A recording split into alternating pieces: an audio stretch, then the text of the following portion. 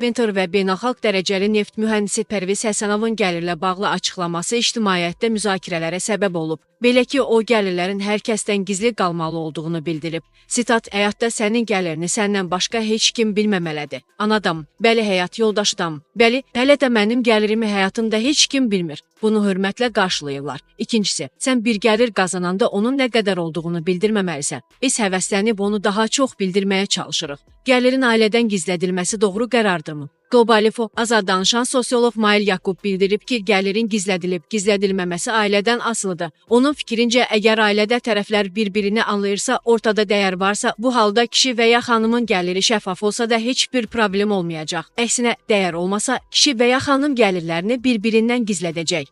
Təbii ki, bizim düşüncəmizdə insanlar gəlirlərini hətta evdə də gizlədirlər. Ailədə hamı yüksək mədəni baxışa sahibdirsə, gizlətməyin mənası yoxdur. Düzdür, gəlirlərin gizli qalması ta qədimdən Azərbaycan mentalitetində, mədəniyyətində adi bir hal olub. Adətən kişilərimiz gəlirlərini gizlədiblər. Bu, belə məqbul sayılıb. İstər xanım, istər bəy olsun, əgər ortada dəyər varsa, bir-birlərini başa düşürlərsə, o vaxt gəlir gizlədilməyə bilər. Burada heç bir məcburiyyət yoxdur. Sosiolog pulun müxtəlif səbəblərdən gizlədildiyini bildirib.